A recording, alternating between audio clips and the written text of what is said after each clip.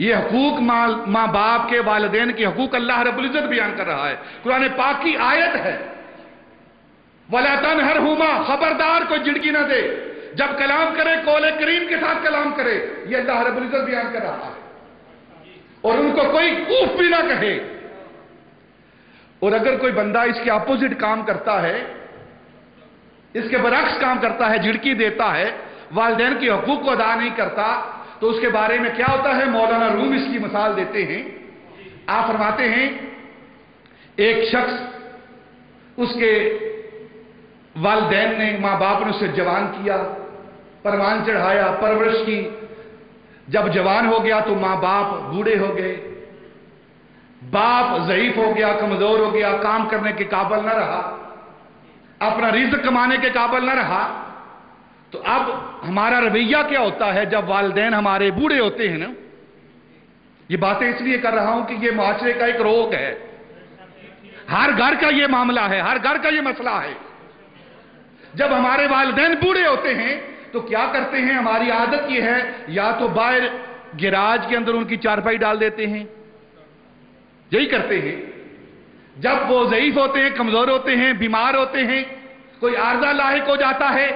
تو کیا کرتے ہیں؟ اس کی کھانسی کی آواز آتی ہے، آئے آئے کی آواز آتی ہے،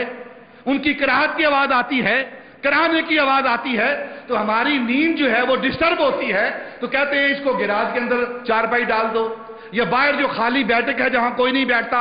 تاکہ اندر کے معاملات خراب نہ ہوں، وہاں چارپائی ڈال دو، یا گھر کے پیچھے جو سین ہے وہاں اکیلے اس کو چارپائی ڈال دو، تاکہ ہماری نیند، ہمارا آرام خراب نہ ہو۔ یہ ہماری عادت ہے، ہمارے معاشرے کا یہ معاملہ ہے۔ اور جب ہم اس طرح کا عمل کریں گے اپنے والدین کے ساتھ، اور پھر اپنی اولاد سے توقع رکھیں کہ وہ ہماری خدمت کریں گے، تو یہ فقط خیال ہے، یہ اس کا حسن ظن ہے، ایسا نہیں ہوگا۔ اس پر حضرت مولانا روم مسبادہ ایک یوم آپ فرماتے ہیں، ایک بوڑھا ضعیف ہو گیا، اس کا نوجوان بیٹا جب جوان ہوا تو اب باپ کھانستا ہے، کھانسی آتی ہے، کمزور ہے، ضعیف ہے، تو وہ نوجوان جس کو اس کے باپ نے پالا ہے، خوراک دی ہے، پرورش کی ہے، وہ اپنے والد سے تنگ آتا ہے، یہ ہمارے رام میں خلل ڈالتا ہے، ہمارا گھر کا نظام خراب کرتا ہے، تو ایک دن تنگ آ کر وہ اپنے باپ کو کہتا ہے کہ آپ نے سارے گھر کا نظام درم برم کر دیا ہے، آؤ میں تمہیں کہیں چھوڑ آؤں۔ باپ کہتا ہے بیٹا بوڑھا ہوں، اس وقت کہاں جاؤں گا، اعضاء کام نہیں کرتے، کمزور ہو چکا ہوں، خود چل نہیں سکتا، اٹھ نہیں سکتا، تیری مدد کی ضرورت ہے، تجھے پاس بول کر جوان کیا ہے۔ کہتا ہے نہیں، میرا آرام اس میں خلل آتا ہے، میری نیند میں خلل آتا ہے، گھر کا نظام خراب ہو رہا ہے، آپ کہیں چلے جائیں، کہیں اور ٹھکانہ اختیار کر لیں، کسی اور گھر چلے جائیں، کسی اور مقام پر چلے جائیں۔ باپ کہتا ہے بیٹا اچھا ہے، اگر ایسی بات ہے تو تنگ آ گیا ہے تو چل خود ہی مجھے تو کہیں چھوڑا، کہیں چھوڑا۔ تو حضرت مولانا روم فرماتے ہیں کہ بیٹا اتنا، اس کا دل اتنا سخت ہو چکا ہے، اسے ذرا بھی خیال نہیں آتا کہ باپ ضعیف ہے، کمزور ہے، اب یہ اپنا رزق کمانے میں ہماری ضرورت کو محسوس کرتا ہے، تو اس کا خیال رکھنا چاہیے۔ وہ بیٹا سخت دل کہتا ہے اچھا چلو میں تمہیں چھوڑ کے آتا ہوں، ایک کمبل لیتا ہے اور اپنے باپ، بوڑھے باپ، ضعیف باپ کو لیتا ہے اور گھر سے لے کر نکل جاتا ہے، چلتا چلتا جنگل آتا ہے، جنگل کے اندر ایک مقام پر وہ دیکھتا ہے یہ جگہ ٹھیک ہے، تو باپ کو کہتا ہے یہاں ٹھہر جا، یہ تیری جگہ ہے، یہاں تو نے زندگی بسر کرنی ہے، اور باپ کی طرف کمبل پھینکتا ہے۔ اتفاق ہے کہ اس نوجوان کا بیٹا، اس بوڑھے کا پوتا بھی ساتھ ہے، جاتی دفعہ وہ بھی کہتا ابا میں بھی تمہارے ساتھ جاؤں گا۔ حضرت مولانا روم فرماتے ہیں کہ جب وہ نوجوان اپنے باپ پر کمبل پھینکتا ہے اور واپس آنے لگتا ہے اور بیٹے کی انگلی پکڑتا ہے چلو بیٹا واپس چلتے ہیں، باپ کو یہاں چھوڑتے ہیں، تو بیٹا کہتا ہے ابا جان ایک منٹ ٹھہریے، میں ذرا دادا کو مل کے آؤں۔ پوتا آگے بڑھتا ہے، دادا سے کمبل چھینتا ہے، اس کے دو ٹکڑے کرتا ہے، دو ٹکڑے کر کے ایک ساتھ لے لیتا ہے اور ایک جو ہے وہ بوڑھے دادا کو دے دیتا ہے۔ باپ پوچھتا ہے بیٹا تو کمبل آدھا لے آیا ہے، اس کو کیا کرے گا؟ تو پوتا کہنے لگا ابا جان بات یہ ہے کہ اب آپ کا باپ بوڑھا ہو گیا ہے، آپ جوان ہیں، آپ نے کمبل دے کر باپ کو جنگل کے اندر پھینک دیا ہے، اور میں بچہ ہوں، آپ جوان ہیں، جب آپ بوڑھے ہوں گے میں جوان ہوں گا تو یہ آدھا کمبل ہے، یہ آپ کے لیے رکھ رہا ہوں، آپ کو اس جنگل میں پھینک کر اور آدھا کمبل آپ کو دوں گا۔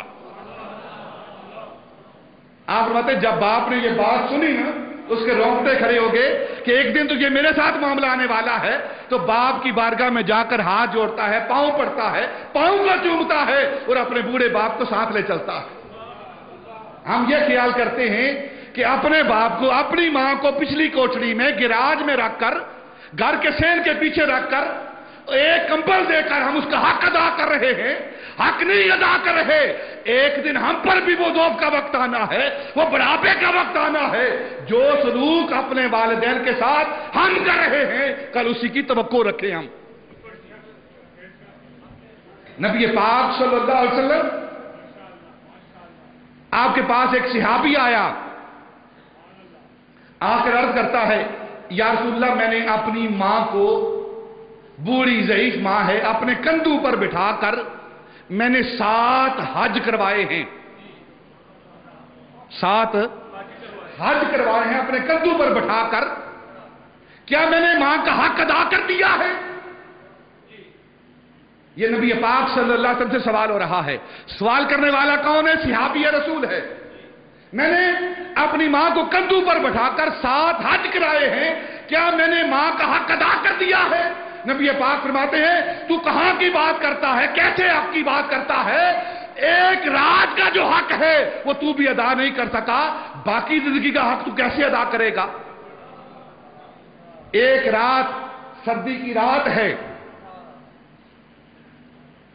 تو اپنے بستر پر پیشاب کرتا ہے، اور تیری ماں کیا کرتی ہے کہ جس جگہ تو پیشاب کرتا ہے سردی کی رات کے وقت وہ تجھے اٹھا کر خشک جگہ پر لٹاتی ہے اور اس گیلی جگہ پر خود لیٹتی ہے۔ وہ رات جو ماں نے تیرے ساتھ شفقت کی ہے، سردی کے اندر ٹھنڈے جگہ پر تجھے نہیں لٹایا، خود لیٹی ہے، تو اس ایک رات کا حق بھی نہیں ادا کر سکتا۔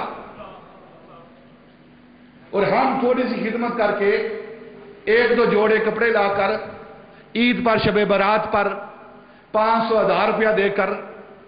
کہتے ہیں ماں باپ کا حق ادا کر دیا ہے۔ نہ، کیسا حق ہے ماں باپ کا؟ اگر انسان ساری زندگی اپنے ماں باپ کی خدمت کرتا رہے، ساری زندگی ان کے سامنے غلاموں کی طرح کھڑا رہے، تو وہ ماں باپ جنہوں نے انہیں پالا پوسا ہے، پرورش کی ہے، وہ زندگی کے ایک لمحے کی قیمت ادا نہیں کر سکتا۔ چاہے جائے کہ ساری زندگی کا حق ہم ادا کریں۔